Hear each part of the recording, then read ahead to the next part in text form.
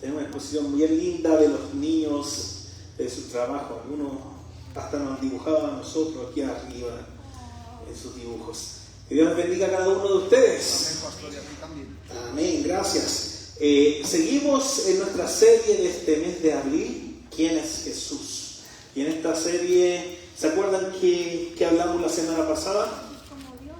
Jesús como Dios, muy bien, alguien estuvo atento, anotando, parece. Jesús como Dios. Pero hoy día quiero hablarles acerca de Jesús en dos formas. Vamos a hablar de Jesús como hombre, porque es cierto, las personas dicen, ¿quién es Jesús? Jesús fue un buen maestro, un iluminado, un revolucionario de su época, un gurú, cierto, que quería traer algo nuevo al mundo. Algunos dicen que Jesús fue Dios, algunos dicen que Jesús fue maestro, fue un rey, fue un sacerdote, fue un hombre, pero dentro de todo eso, algunas cosas son ciertas, que vimos la semana pasada, que Jesús es Dios. Y lo pudimos ver a través de la evidencia bíblica, no evidencias de lo que yo creo, no, la evidencia bíblica, que la Biblia habla de Jesús como Dios mismo. Y hoy día vamos a estudiar acerca de Jesús como hombre. ¿Quién es Jesús para usted? Es la pregunta que nosotros nos tenemos que hacer. ¿Quién es Jesús para mí? Y vimos la semana pasada que Jesús tampoco era a mi manera, ¿cierto? No era a la manera que yo pensaba, yo creo que Jesús es de esta forma. Y nos dimos cuenta que no es a nuestra manera, es como lo dice la Biblia, nos habla acerca de Jesús. Lord Byron, George Gordon, dijo una vez, si alguna vez el hombre fue Dios y Dios fue el hombre, Jesucristo fue ambas. ¿Por qué? Porque en este caso, la naturaleza humana de Jesús, vamos a hablar de Jesús como hombre. Jesús tenía naturaleza humana, ¿cierto? ¿Sí o no? ¿Creen que Jesús tenía cuerpo? Algunas personas dicen por ahí que Jesús era un espíritu nomás que estaba ahí. Pero no, Jesús fue humano y fue Dios. ¿Cómo fue Dios y fue humano? 100% Dios y 100% humano. El otro día conversamos, ¿cierto?, ahí con toda la familia, con Junior, con Uriel, padre, todo, en su casa, y hablábamos un poco acerca de esto. ¿Cómo fue 100% Dios y 100% humano? El Dios se encarnó Dios vino a través del Espíritu Santo, a través de María, donde nace Jesús. Jesús nace 100% humano, de cuerpo. Y es por eso que después él dice, tiene que venir el Espíritu Santo, el Consolador, otro igual a mí. ¿Para qué? Para que Él va a estar en todo lugar. Yo estoy en un solo lugar porque tengo cuerpo, pero el Espíritu Santo va a estar en todo lugar. Entonces, si Jesús era 100% Dios, entonces para Él era muy fácil, para nosotros sería muy fácil decir, ay, tú no has pasado ninguna tentación, porque tú eres Dios y tienes todo el poder de hacer las cosas, ¿cierto? Él tenía el poder de convertir el agua en vino. Tenía el poder de multiplicar los panes y los peces. ¿Quién lo hacía eso? ¿Lo hacía Jesús como Dios? ¿O lo hacía Jesús como hombre? ¿Quién actuaba a través de Jesús? El Espíritu Santo. El Espíritu Santo. No lo hacía ni como Dios. Porque, hagan cuenta, Jesús como Dios, está el switch, ¿cierto? La palanquita de Dios está arriba. Entonces está con todo el poder. Ahora Jesús está con todo el poder, con su poder y gloria, su honra. Pero Jesús cuando vino, ese switch estaba abajo, estaba en off, ¿cierto? ¿Y quién estaba en ese momento? El Jesús hombre, 100% hombre. Pero a la misma vez era 100% Dios, pero no utilizaba su poder de Dios, su omnisciencia como Dios, ¿para qué? Porque para nosotros hubiese sido fácil, tú todo lo sabes, entonces sabes lo que viene mañana, sabes si hay que doblar o no hay que doblar, sabes si hay que ir o no hay que ir. Entonces Jesús fue 100% divino, pero 100% humano. ¿Y cómo podemos decir que Jesús fue humano? Porque la misma Escritura lo dice. La naturaleza humana versus la naturaleza divina de Jesús. Aquí lo vamos a ver. En su naturaleza humana, ¿qué dice ahí lo primero? Estuvo cansado. Lo puede encontrar ahí usted si quiere anotar en Juan 4:6. Juan 4:6. Y en su naturaleza divina, Jesús dio descanso a los cargados. Los que están cargados y trabajados, cansados, vengan a mí. Mateo 11:28. Jesús también, en su naturaleza humana, como usted y como yo, tenía hambre. Tuvo hambre, ¿cierto? Mateo 4:12 lo puede encontrar. Pero en su naturaleza divina, Jesús era y es el pan de vida, el pan espiritual. Jesús tuvo sed. ¿Cuántos tienen sed? Tengo sed, dicen algunos el día viernes, ¿cierto? Y se lanzan ahí al trago. Juan 19:28. En la cruz Jesús dijo, tengo sed, ¿cierto? Pero Él era y es el agua de vida. Él es la fuente inagotable de vida. ¿Dónde fluye esa agua de vida? A través de Jesucristo. Juan 7:37. Jesús estuvo en agonía. Lucas 22:44. ¿Recuerdan el huerto de Getsemaní? Cuando sudaba como gotas de sangre, porque los poros se abren y es tan fuerte la presión, la tensión que está llevando Jesús en el huerto, porque saben el sufrimiento que va a venir a las horas previas. Saben que le van a pegar en el templo, el Sanedrín le va a pegar, lo van a escupir, lo van a golpear, después le van a dar varillazos y le van a azotar 39 azotes. Saben que va a tener que cargar una cruz ahí y lo van a crucificar desnudo. Jesús sabe todo lo que viene, que va a vertir toda su sangre. Entonces está en agonía y como Dios en su naturaleza divina consoló a otros. Juan 11:23 al 27.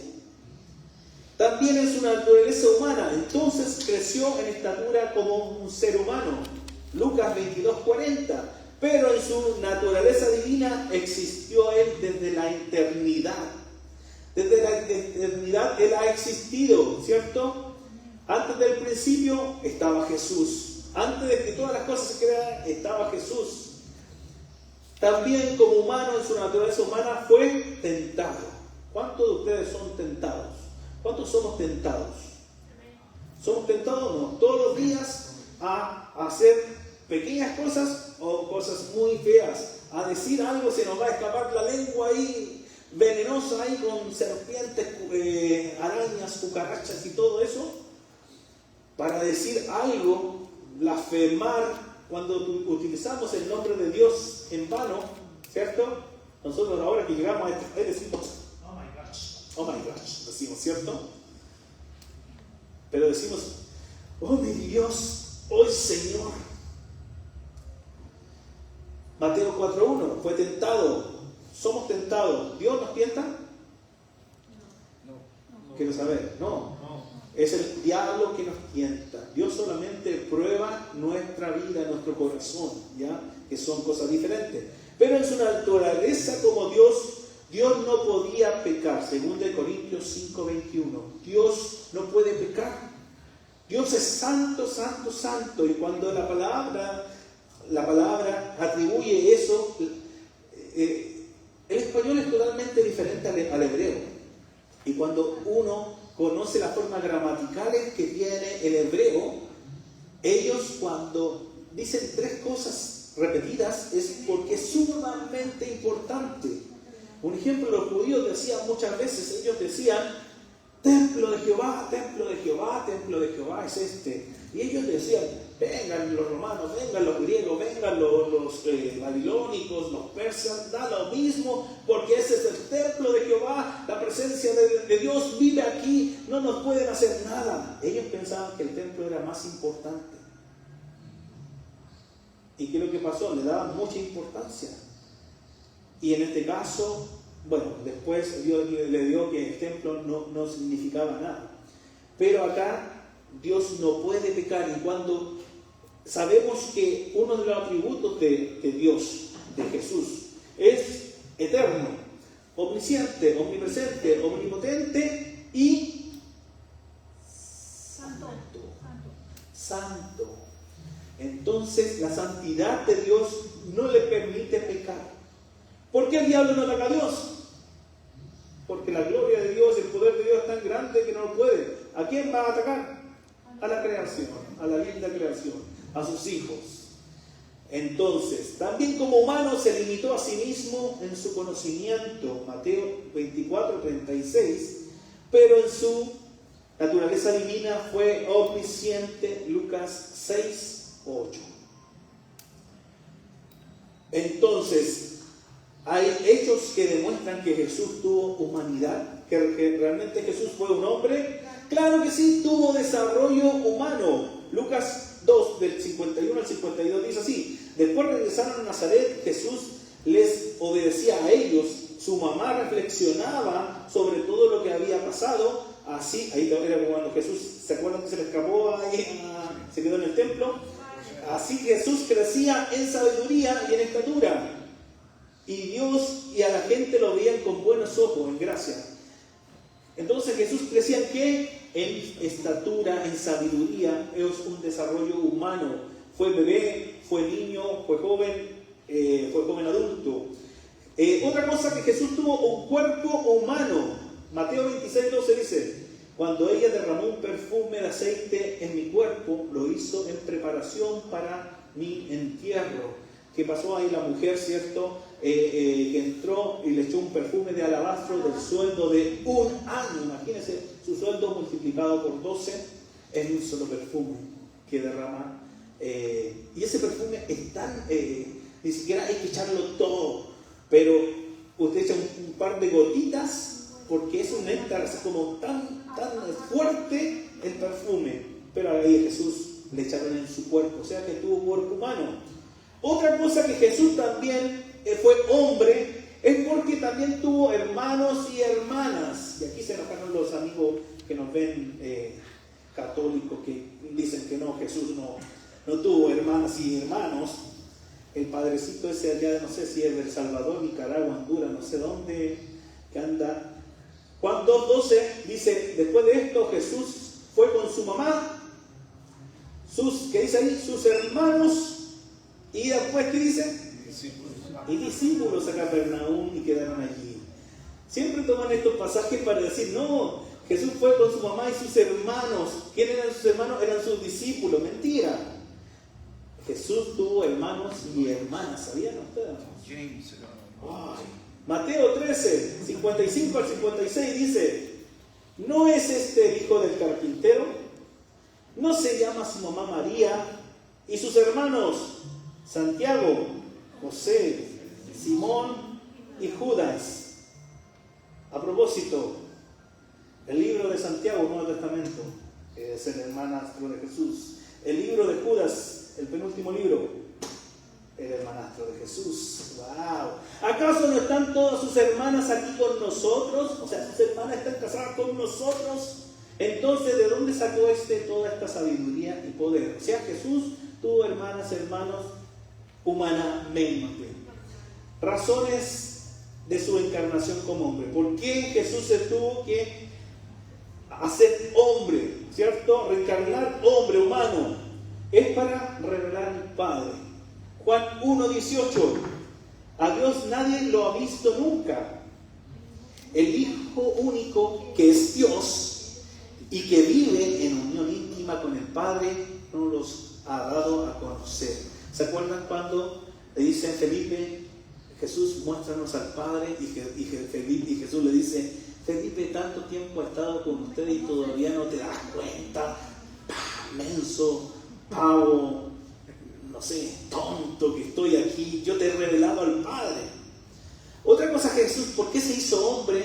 Es para pagar la deuda del pecado. Colosenses 2, 13 al 14 dice así: antes de recibir esta circuncisión, ustedes estaban muertos en transgresiones. Sin embargo, Dios nos dio vida en unión con Cristo al perdonarnos todos los pecados y anular la deuda que teníamos pendiente por los requisitos de la ley. ¿Cuál ley? La ley del Antiguo Testamento. La ley de Dios. Él anuló esa deuda que nos era adversa clavándola en la cruz. Entonces, ¿por qué vino a morir? ¿Por qué se hizo humano y vino a morir? Para pagar la deuda del pecado.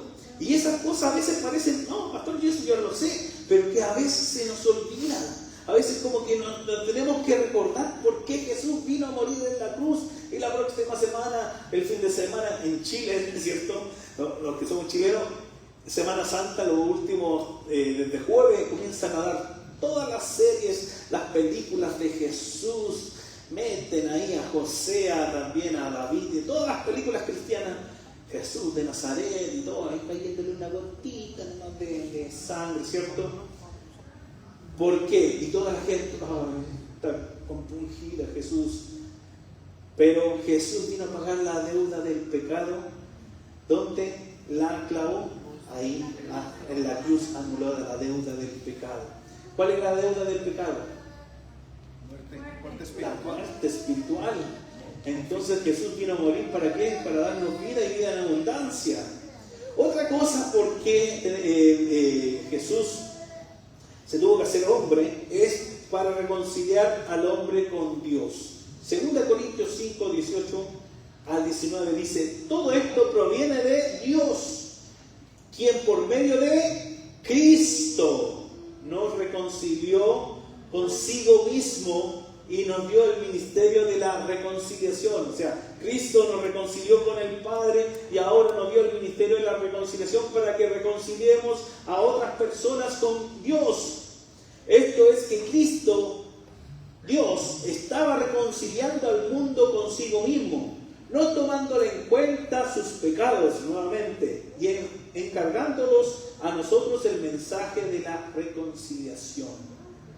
O sea, la labor principal de hacerse hombre era para reconciliarnos con Dios. Por eso que cuando a veces usted viene y dice: pero pastor, yo no soy malo, no le hago nada mal a nadie. Por omisión o por comisión usted peca todos los días, de una u otra manera. Otra cosa, porque Jesús se encarnó hombre para destruir las obras del diablo.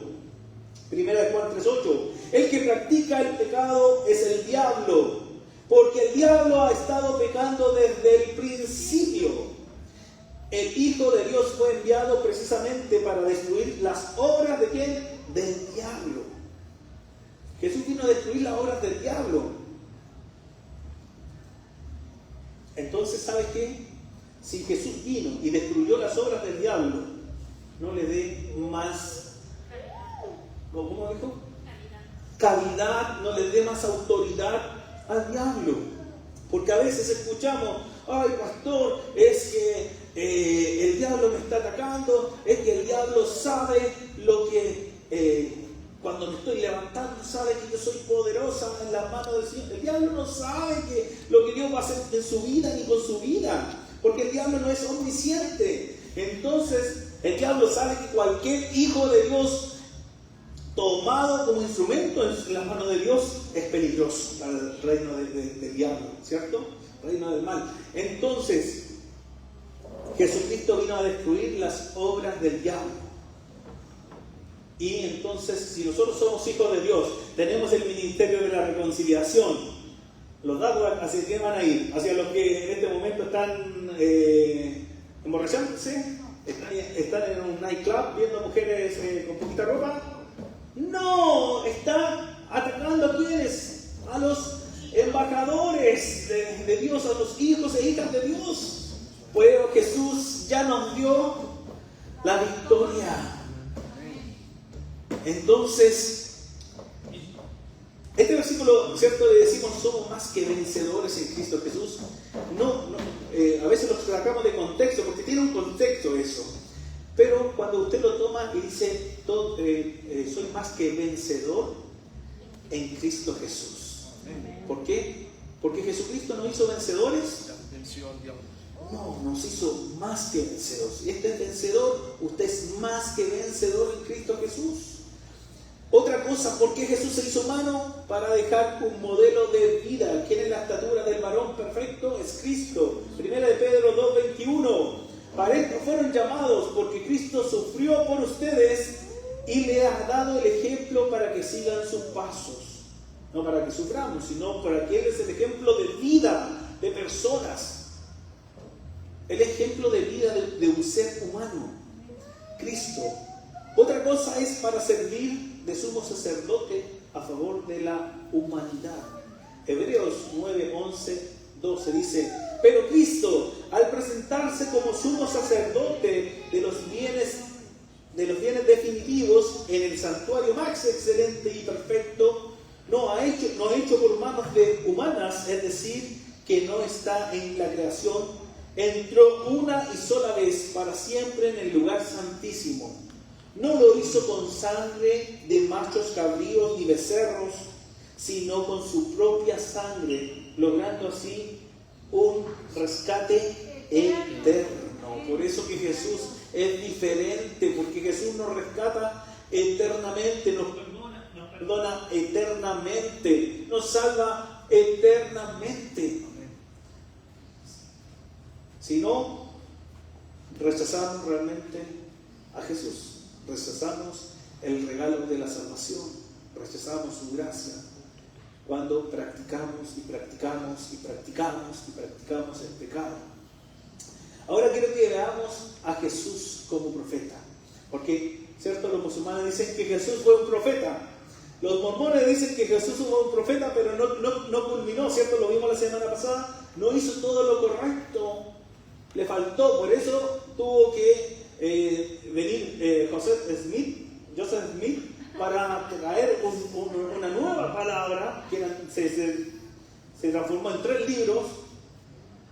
Los musulmanes, el Islam, dice que Mahoma fue el profeta realmente, porque Jesús no cumplió, le faltó.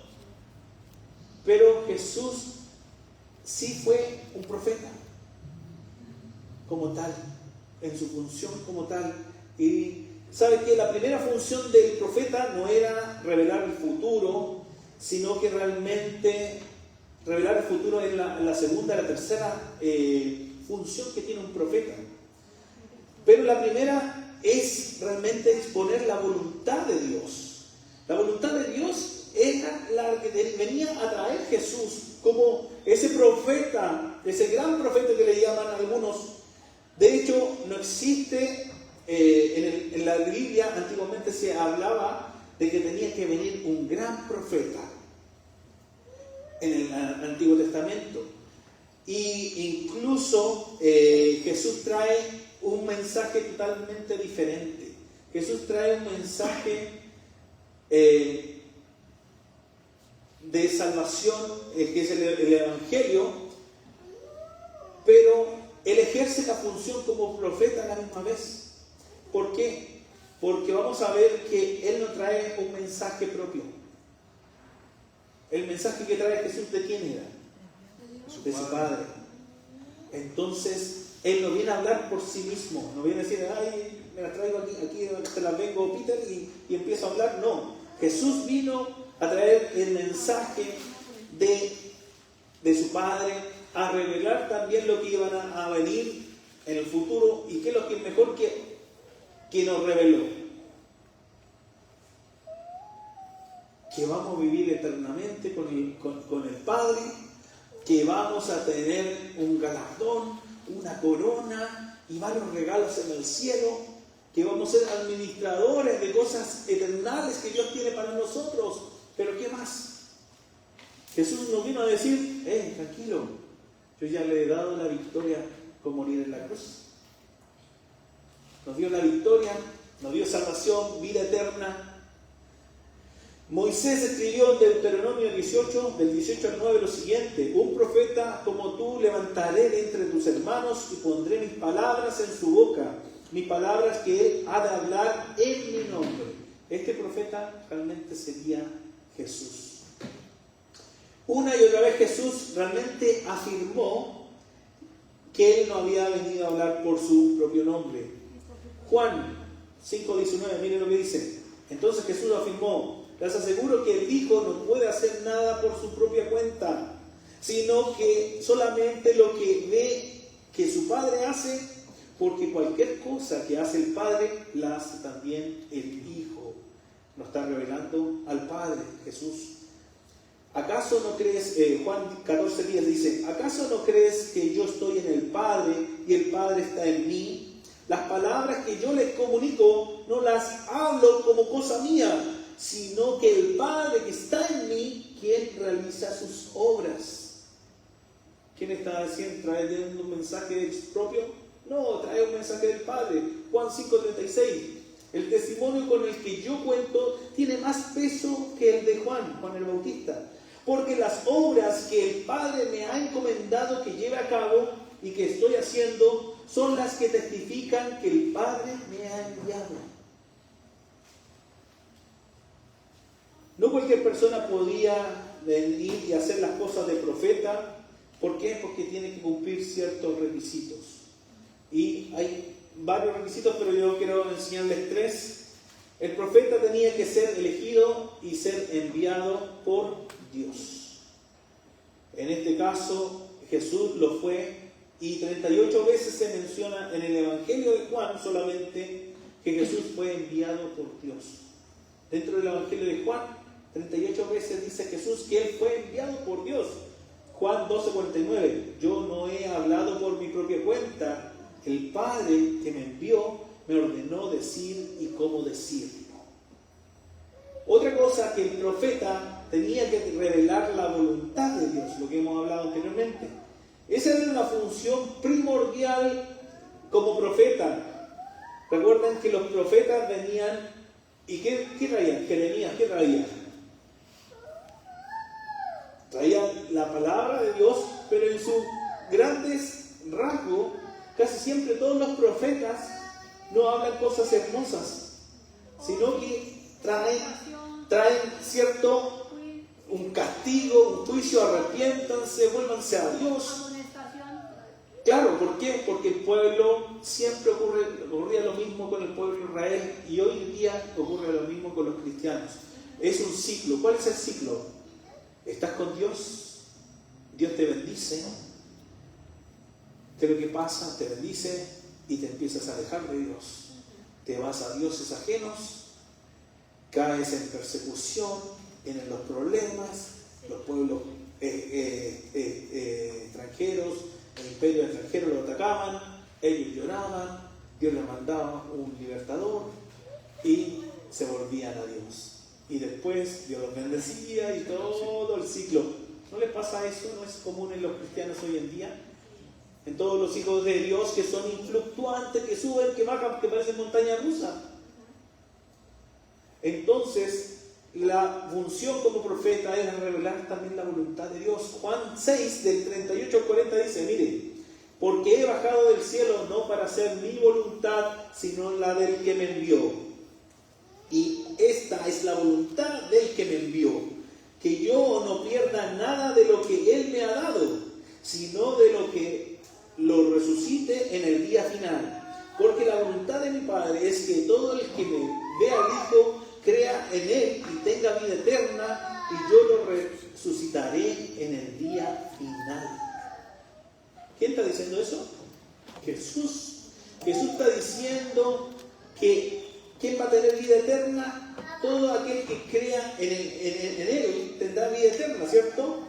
Y dice que Él resucitará en el día final. Los muertos, dice la Biblia, ¿quiénes van a resucitar primero? Los muertos en Cristo. Y de ahí dice conjuntamente, los que hayamos quedado, seremos arrebatados y seremos transformados, ¿cierto? En cuerpos incorruptibles. Otra función que Jesús tenía como profeta era ser infalible al hablar en el nombre de Dios. Hoy en día muchas personas dicen que traen una profecía de parte de Dios, traen una palabra profética de parte de Dios, pero pero primero tienes que pasar y depositar tus $100, tus $500, tus $1000 para entregarte esa palabra. Ese no es un profeta. La Biblia, todos los profetas, si tú estudias cada uno de los profetas, ninguno vivía de acuerdo a un intercambio. Traigo la palabra de Dios y tú me das dinero. ¿Se acuerdan qué profeta? El Naamán, ¿se acuerdan? El comandante asirio que venía con lepra. ¿Fue donde quién? Donde Eliseo. Y Eliseo y le dice, anda, sumérgete 7 veces en el Jordán y quedarás limpio. Y fue, los siervos le dijeron, hey, patrón, jefe, sumérjase, si no tiene nada que perder, hágalo. Se lo hizo y después llegó sano, limpio, con una piel de bebé. Y llega donde el profeta le dije, hey, traje oro, plata, género, o sea, telas, una también ropa, bueno, túnicas y etcétera, ¿cierto? Entonces dijo, todo esto es para ti. Y él le dijo, no puedo recibir nada, no voy a recibir nada. ¿Quién quiso recibirlo? El siervo, Gehazi. ¿Y qué le pasó? Se le entregó la letra de Naamán a él y a sus generaciones. ¿Por qué? Porque Dios, cuando manda un profeta, no te está pidiendo algo a cambio. A veces, cuando en mi vida como pastor, cuando he celebrado los matrimonios, dicen, ¿y cuánto me va a cobrar? Porque te voy a cobrar para poder orar y que Dios te bendiga por tu matrimonio. No puedo cobrarte para eso. He ido a un funeral y también hago la ceremonia y me dicen, ¿cuánto nos va a cobrar? ¿Por qué voy a cobrar por eso? Es que todos los otros pastores que hemos visto no han cobrado. Entonces, eso realmente no es lo correcto, no es de Dios. Uno no puede llegar y cobrar por esas cosas. Pero Deuteronomio, mira lo que dice, 18, 20 al 22 dice, pero el profeta que se atreva a hablar en mi nombre y diga algo que no haya mandado a decir, morirá. Lo mismo sucederá al profeta que hable en el nombre de otros dioses. Tal vez te preguntes, ¿cómo podré reconocer un mensaje que no provenga del Señor? Si lo que el profeta proclame en el nombre del Señor no se cumple ni se realiza, será señal de que su mensaje no proviene del Señor. Ese profeta habrá hablado con presunción, no le temas. En muchas partes he visto campañas de milagros, sanidades, llegan apóstoles y profetas y dicen, ya vengan, pásenle dinero y vamos a empezar a ministrar y a hacer tumbar a las personas y a sanar y todo el asunto. Y en mi vida como cristiano he visto personas cuando han venido y le han dicho, a la señora, hey señora, el Señor va a proveer para todo, vas a tener en tan abundancia, vas a ser un pilar económico. Vas a ser un pilar económico. Y la viejita murió siendo pobre, viviendo con las justas. ¿Se equivocó el Señor? ¿Se equivocó la fe de la viejita que no creyó el Señor? No, se equivocó esos supuestos profetas que andan por ahí tratando de hablar en el nombre del Señor. Por eso que cuando yo predico la palabra del Señor, sí, a veces hago un contexto para llevarlo a la práctica normal de nuestras vidas, pero nunca ando entregando palabras por querer entregar palabras ligeras, porque eso es sumamente complicado. ¿Cuántas personas conozco iglesias donde el pastor decía y la profeta se levantaba y decía, tú te vas a casar con tú? Pero si ese ya está casado, ¿no? Entonces, ¿cómo es? ¿Realmente está el Espíritu de Dios en eso? Entonces, ojo hermanos, ¿por qué? Porque la profecía mayor está aquí. Se llama la palabra de Dios, la Biblia. No necesitas un profeta para decirte lo que la Biblia ya está escrito. Lo que necesitas es abrir la Biblia y comenzar a leerla y a ponerte a estudiar para encontrar todas las promesas que Dios tiene para tu vida. Pero es que en mi casa nadie me acompaña. Aquí dice, mira, dice, y yo y mi casa serviremos al Señor. Sé salvo, cree en el Señor Jesucristo y serás salvo tú y toda tu casa. Entonces esas palabras, ¿para qué están? ¿Están para pintarlas? ¿Están para qué? ¿Para saberlas de memoria? Están para creer. Pero tienes que comenzar a orar por tus familiares que no son convertidos. ¿Por qué? Porque los días son cortos. Son malos. Vemos cómo yo veo la noticia de mi país y está ya me da hasta rabia. Me dan ganas de escribir ahí en las redes sociales, pero me aguanto. Pero ¿sabes qué? Veo mi país destruyéndose. Y lo que aprendíamos hace un par de semanas atrás, que nosotros como cristianos tenemos que orar por los gobernantes de nuestros países. Y nosotros oramos, no. Oramos por los familiares que no conocen de Cristo, no. Entonces, oramos por las cosas que están pasando aquí en Estados Unidos. Pero yo tengo papeles, no tengo problema. Pero no oramos por los demás hermanos, las demás personas, los demás hispanos que necesitan conocer a Dios.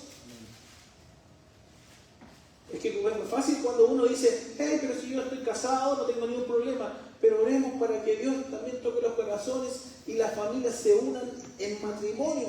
Amén. Es tan lindo, Daniel, Lupita, ¿te presionamos a que se casaran? No, la Lupita presionó, Daniel sí. Pero, y Daniel no hace sí, ¿cierto? Pero nadie lo presionó. En Chile, cuando estábamos en la iglesia con mi esposa, allá lo mismo. Teníamos matrimonios que llevaban 25 años juntos, tenían hijos ya grandes. Y nadie los presionó, nadie le dijo, es hora de que te cases, estás en pecado, tantos años sin casarte. No, porque se van dando cuenta cuando van viendo que la palabra de Dios respalda a aquellos que viven en orden de Dios. Entonces, para cualquier cosa, no busque un profeta, busque la palabra de Dios, que es la profecía mayor. Pero Jesús, al hablar, fue infalible en todo lo que dijo. Mateo 23:35, cielo y tierra pasarán, pero mis palabras jamás pasarán. Ya llevamos ¿cuánto? 2000 años y su palabra permanece y va a seguir pasando. ¿Qué pasa cuando están los terroristas islámicos, fundamentalistas, y están todos los cristianos ahí en esos buzos naranjos que siempre les ponen y dicen, vas a negar a Jesús? No, y los degollan, los matan y todo el asunto. Nadie niega a Jesús cuando sabe en quién ha confiado, sabe quién es Jesús. No podemos negar a Jesús, no podemos desconfiar de Jesús en frente a la enfermedad, cuando sabemos que Dios está de nuestra parte, de nuestro lado. Amén. Y de una u otra manera, a través de una forma sobrenatural, de una sanidad, de un milagro, o a través de la misma ciencia de la medicina, Dios también obra en esa sanidad. Amén. El otro día, cuando yo vine acá el domingo pasado, tenía 180 y algo de la presión. Y cuando fui al médico los 3 días antes, tenía 200 y algo. Y hoy día me di la presión en la mañana y tenía 128. Gloria a Dios. Pero, ¿quién lo hace eso? Es el Señor. Pero ¿quién también? Por eso le digo, ¿cómo lo hace el Señor? Lo hace de una forma natural, porque no creo que una pastilla te haga bajar tanto la presión. Entonces yo digo, gracias Señor, porque tú estás obrando en mi cuerpo y yo ahora tengo que hacerme responsable de lo que estoy comiendo y lo que estoy, ¿cierto? Que también es culpa mía, no es culpa del Señor. Entonces, en eso, pero también la ciencia, la pastillita me ayudó un poco también. Pero todo eso yo digo, gloria a Dios por eso, porque sus palabras permanecen para siempre. Sus palabras son infalibles y el mismo Jesús reconoció que era profeta. Lucas 4:24, pues bien, le aseguro que a ningún profeta lo aceptan en su propia tierra. Jesús fue a Nazaret y estuvo y no pudo hacer muchos milagros, dice la Biblia, porque por la incredulidad de ellos, Señor, de la gente del pueblo. Ahí decían, ¿y de dónde saca tanta sabiduría? Sus hermanos, sus hermanas están aquí con nosotros. Lucas 13:33 dice, pero tengo que seguir adelante hoy y mañana y pasado mañana, porque no puede ser que muera un profeta fuera de Jerusalén. Cuando Jesús lo tratan incluso hasta los mismos discípulos, ¿para qué vamos a ir a Jerusalén? ¿Para qué vas a sufrir? Jesús le decían en Jerusalén, te van a matar, no puede ser, Jesús, maestro. Y era necesario que muriera en Jerusalén. ¿Pero por qué? Jesús, este domingo, ¿qué pasó? Hoy día mismo, si puede ser hoy día, ¿qué pasó? Tiraban las túnicas, tiraban las hojas de palma y Jesús entraba en gloria y majestad. ¡Oh! ¡Hosana, el Hijo de David! Bendito el que viene en el nombre del Señor. ¡Ah! Domingo anterior a su resurrección, a su muerte y resurrección. Era Jesús el rockstar que venía, el profeta, el Mesías, el ungido, el nuevo rey, sumo sacerdote, todos los nombres que tú puedes tener le decían a Jesús. Y esa misma semana, esa misma gente que lo clavaba el día domingo, el día viernes, el día jueves y el día viernes iban a estar, ¿qué? Crucifíquenlo, mátenlo, blasfemo y etc. Pero Jesús dice, yo tengo que ir a morir en Jerusalén. ¿Dónde se quedaba Jesús esa semana? ¿Se quedaba en Jerusalén? No. Se devolvía ¿a dónde? A la casa de sus amigos. ¿Cómo se llaman sus amigos? Lázaro, Marta y María, en Betania.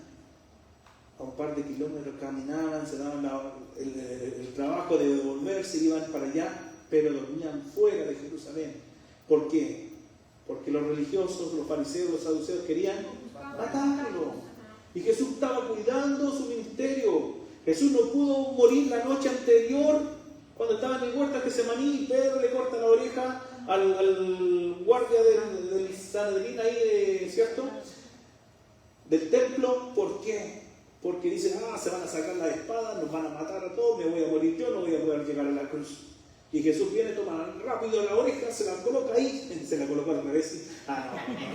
No hay broma. Se la coloca, listo. Milagro instantáneo. Y el Espíritu Santo haciendo eso. Pero para calmar los ánimos, ¿cierto? ¿Y qué pasa? Jesús llega a la cruz y muere en la cruz para cumplir eso. ¿Dónde mataban a los profetas? En Jerusalén. Porque en Jerusalén estaba la ley religiosa, la crème de la crème, ¿cierto? El mismo pueblo reconoció además a Jesús como su misión profética. Juan 6:14 dice, al ver la señal milagrosa que Jesús había realizado, la gente comenzó a decir, en verdad este es el profeta que ha de venir al mundo. Juan 7:40, al oír sus palabras, algunos dentro de la multitud decían, verdaderamente este es el profeta. Hoy en día muchos se levantan y se autodenominan profetas para las naciones. ¿Saben lo que lleva el término de profeta en el Nuevo Testamento? A ser un predicador de la palabra de Dios. Cuando usted predica, comparte el Evangelio, es un profeta de parte de Dios.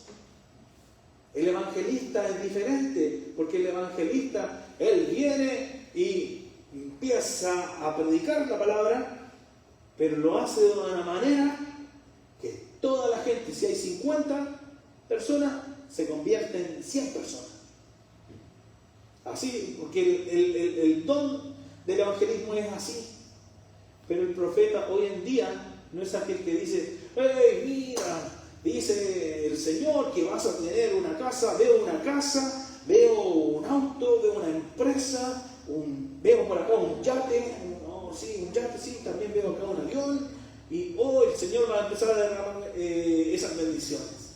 Eso es pura mentira, puro emocionalismo espiritual, hacer que la gente sueñe con cosas Pero Jesús dice, los pobres lo van a tener siempre. El reino de Dios no es solamente, el reino de Dios no tenía que ver con venir Jesús a empoderarse sobre el imperio romano, a crear un nuevo imperio.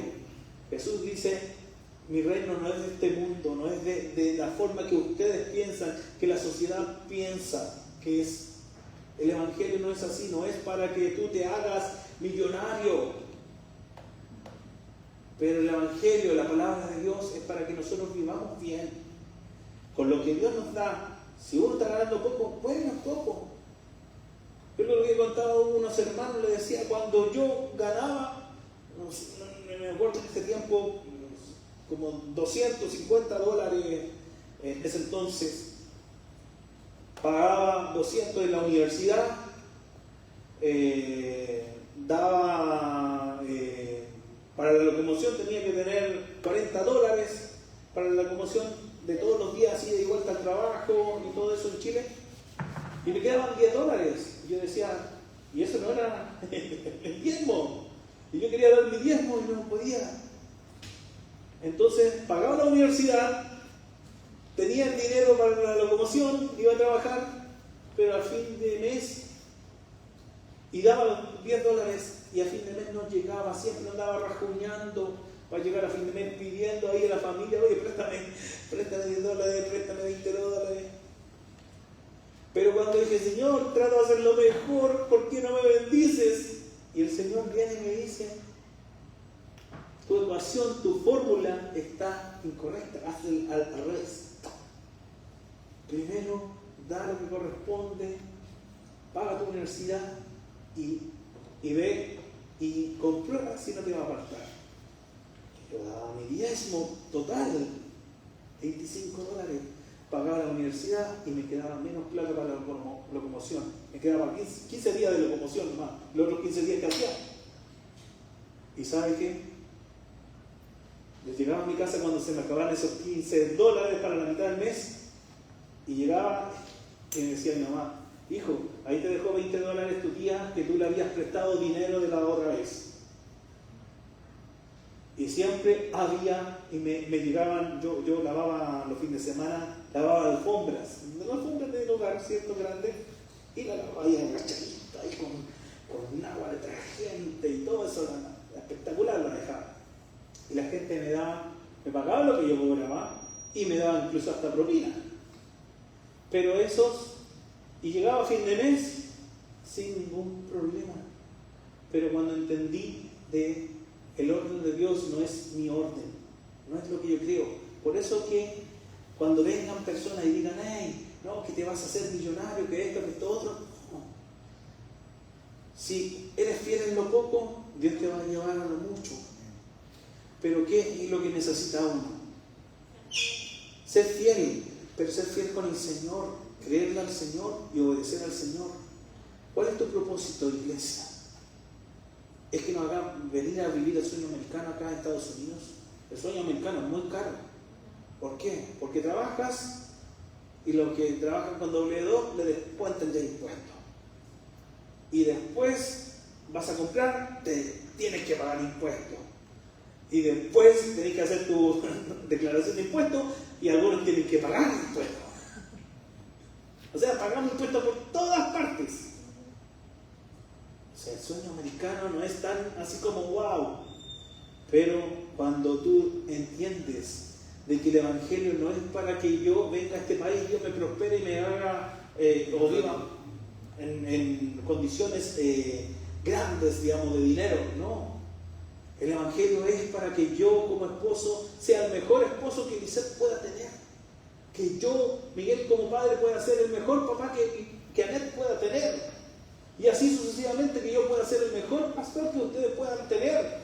Pueda ser el mejor amigo que ustedes puedan tener. Pueda ser el mejor hermano que mis hermanas y hermanos puedan tener. El evangelio tiene que llevarme a un cambio, a mejorar lo que soy hoy en día. A dejar de pecar y vivir en santidad. ¿Por qué? ¿Por qué tengo que ser santo? Porque Dios es santo. Porque sin santidad nadie verá al Señor. Amén. Pero otros días se levantan personas creyéndose profetas y no son profetas. No predican nada de la palabra del Señor, solamente tiran profecías por aquí y por allá.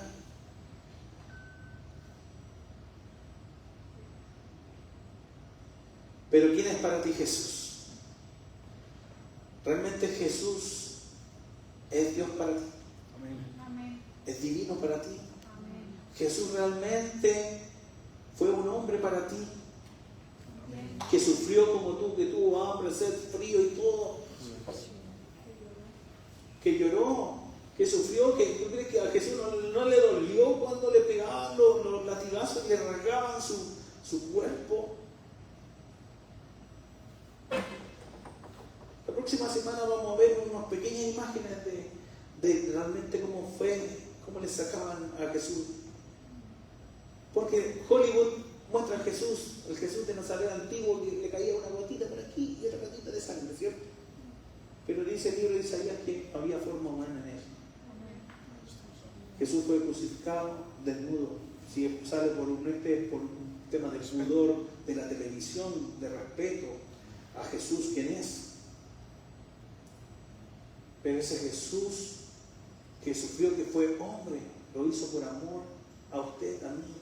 Y es por eso que cada uno de nosotros tiene que entender. Venimos a la iglesia a recibir de Dios y venimos a entregar alabanza, adoración, exaltación a Dios.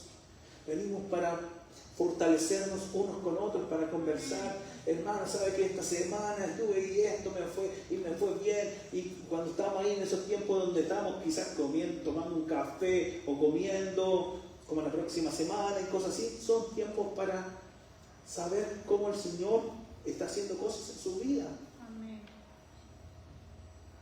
La vez pasada cuando se casaron nuestros chicos de Guatemala, nos costó que no dieran la licencia. Ahora que fuimos con Lupita y Daniel, fue rapidito, ¿cierto? No nos demoramos ni 10 minutos. Fue express el tema. Entonces yo digo, gracias Señor, porque tú haces nuevas todas las cosas. Amén. Gracias Señor, porque tú pusiste en ellos ordenar su vida. No solamente civil, porque civil lo hubiésemos hecho allá, ¿cierto? En la corte de Facebook lo hubiésemos todo firmado y listo. Ya están casados civilmente. No, pero ellos quieren que realmente la bendición de Dios, no es que yo ponga mi mano y lo bendiga, no. Que la bendición de Dios venga sobre su vida, sobre su matrimonio, sobre la vida de sus hijos, se derrame la bendición hacia su familia. Pero el centro de nuestra vida tiene que ser Jesús. De Jesús que se cumplieron muchísimas profecías de 400 años, desde 700 años, de 1500 años antes que Él naciera. Todas esas profecías se cumplen ¿en quién? En Jesús. Y más encima Él profetiza la palabra, la voluntad de Dios para nosotros. ¿Quién es Jesús para ti? Para mí Jesús es mucho más que un hombre, es mucho más que un profeta, es mucho más que un maestro, que un líder. Jesús para mí es mucho más que un amigo, que un papá, que un pastor. ¿Por qué? Porque Jesús es mucho más amplio de lo que tú imaginas. Solamente yo te quiero animar a que tú leas los evangelios. Leas los evangelios y vas a poder conocer al Jesús verdadero, al Jesús bíblico. No pongas en una predicación, ¿cómo era Jesús? Y que en YouTube que me digas, no. Lee la palabra, porque la palabra te va a mostrar quién es Jesús. Padre Celestial, gracias te damos a través de tu Hijo Jesucristo por darnos este perdón de pecado, esta comunión junto a ti. Porque, ¿qué sería de nuestras vidas? ¿Dónde estaríamos nosotros hoy en día si Jesucristo no hubiese venido? Si no hubiese sido obediente Él, se hubiese hecho hombre y hubiese cumplido, Señor, al pie de la letra todo lo que la palabra, Señor, decía de Él. Gracias.